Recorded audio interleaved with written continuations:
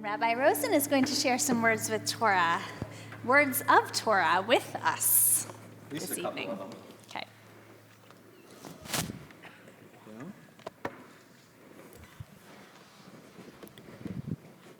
Shabbat shalom, everyone.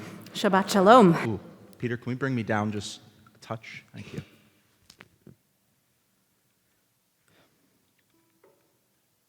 This has been a sermon that's been working its way through my system for a while. That sounds horrible. Why would I say that?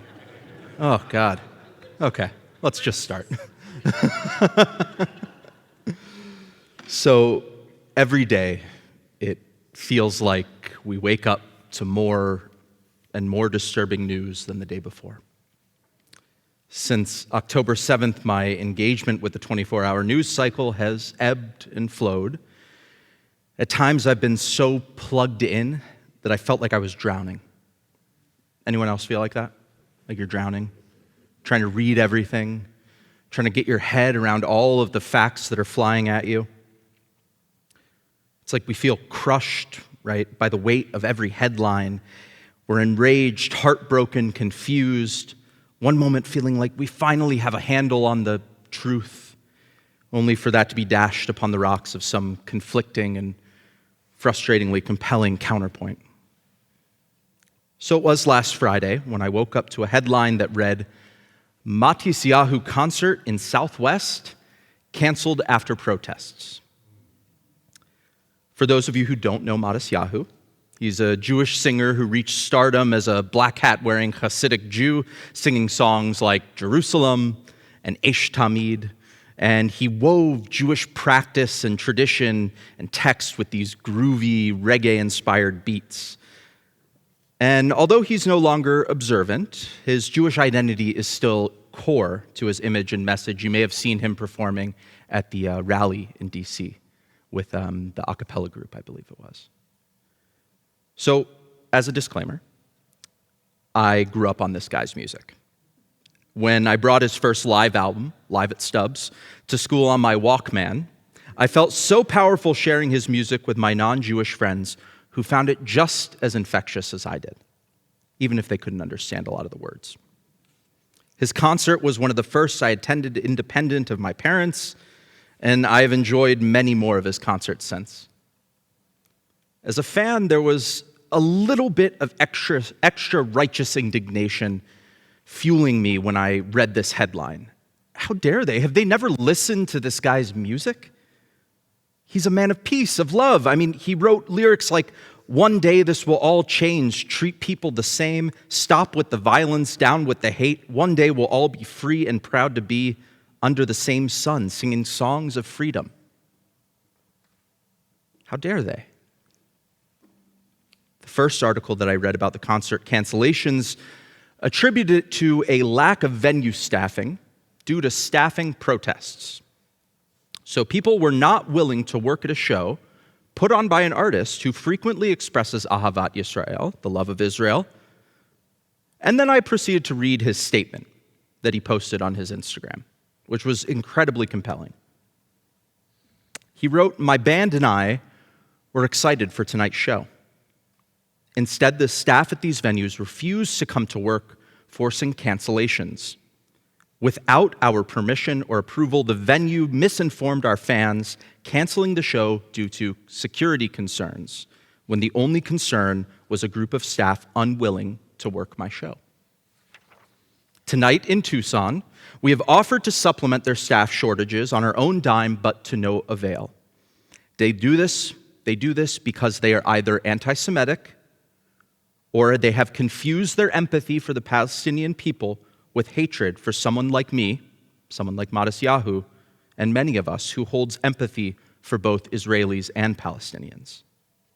It is truly sad when dialogue with those whom you disagree with is abandoned for hate-mongering and silencing artistic expression.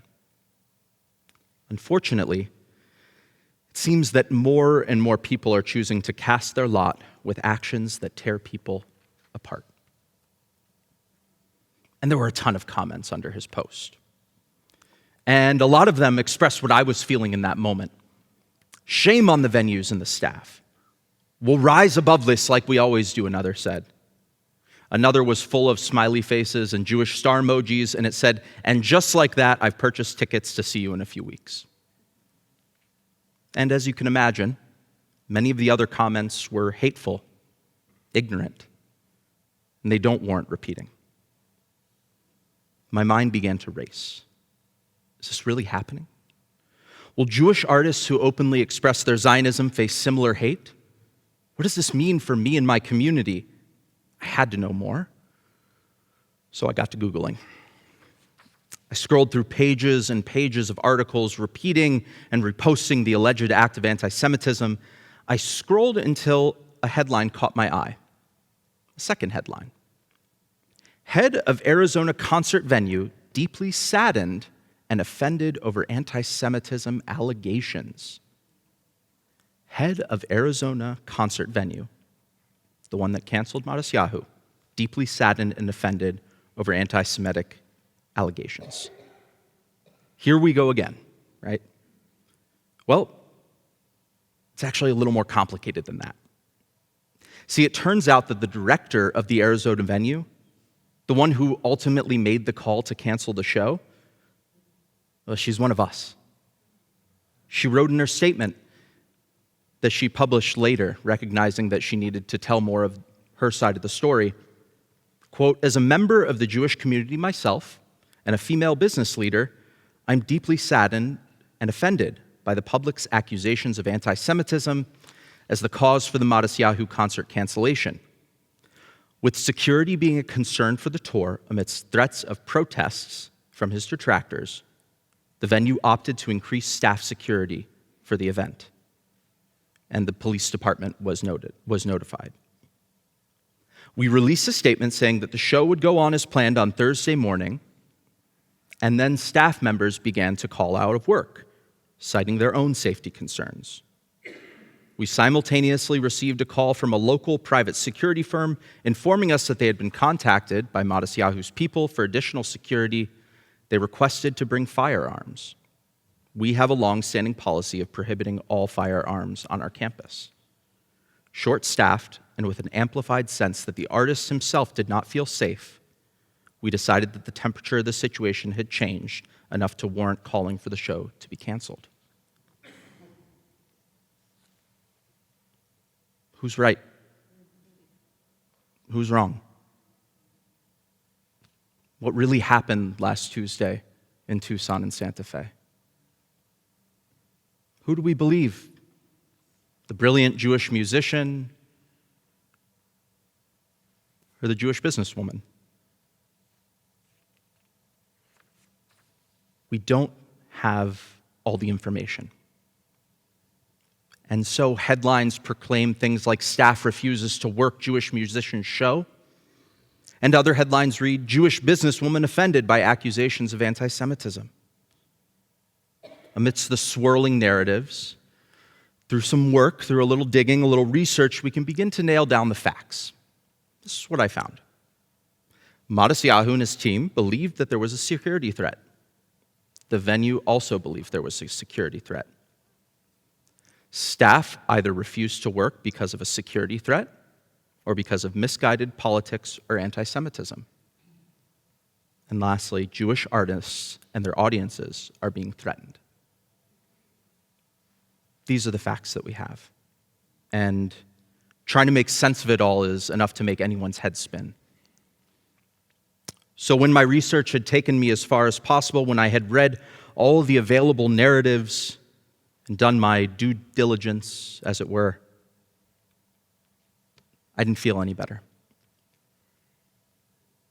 I was still left feeling lost and sad, confused and angry, feeling crushed under the weight of my Jewish identity and the obligation that I have as a rabbi and a member of the community, doing everything that I can to resist that subtle creep of hopelessness into my heart,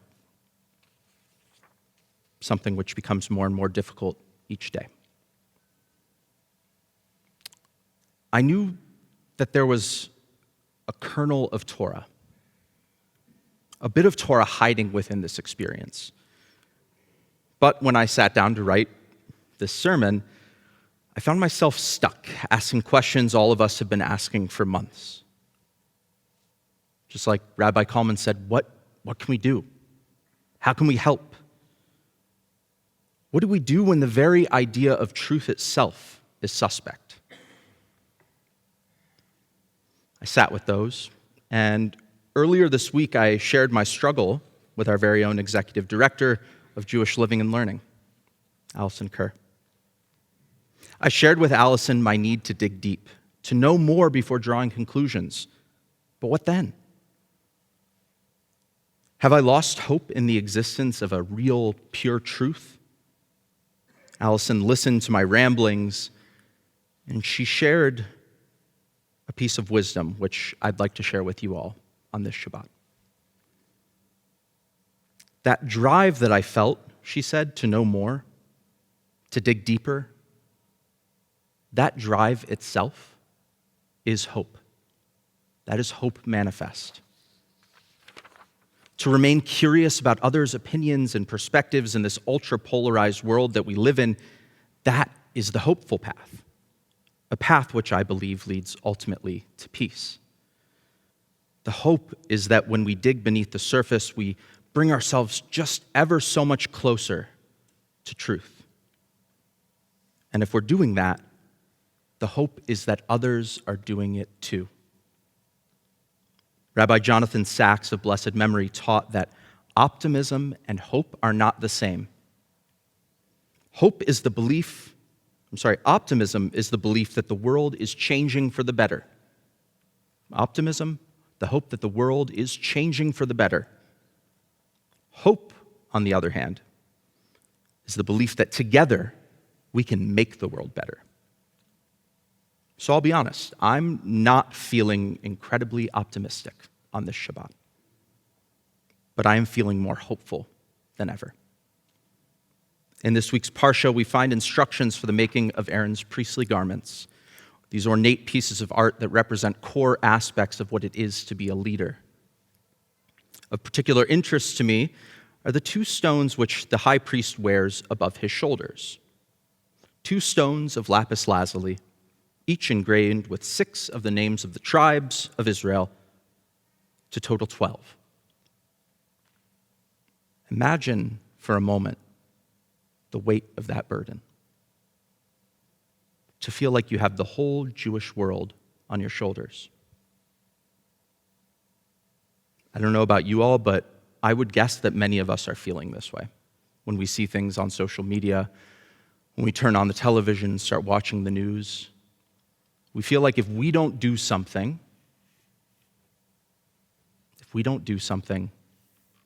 it'll all crumble. Like Aaron, we are all feeling the weight of the Jewish world on our shoulders. And as we see anti-Semitism rise, we carry both the pain of our ancestors, but also the hope for a future free of bigotry, just as Aaron did. What makes it all the more complicated is that the Jewish world is not monolithic.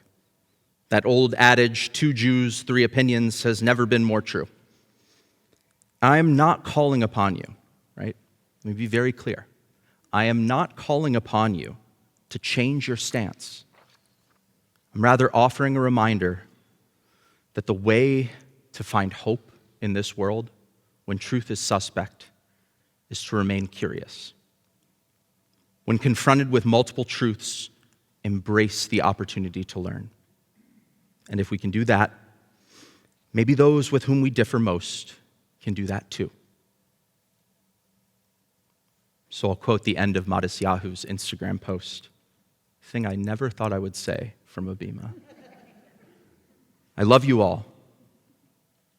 We will not respond to hate with more hate. We will be together again. We will make music together again. We will sing together again one day soon.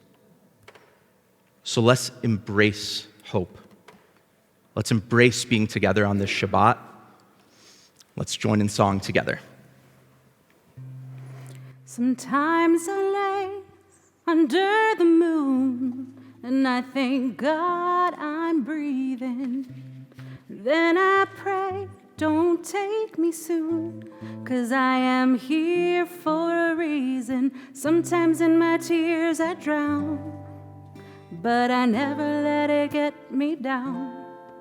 So when negativity surrounds, I know someday it'll all turn around, because all my life I've been waiting for, I've been praying for the people to say that we don't want to fight no more. There'll be no more wars, and our children will play. One day, one day, one day, one day, one day, one day. Sometimes I lay under the moon, and I thank God I'm breathing.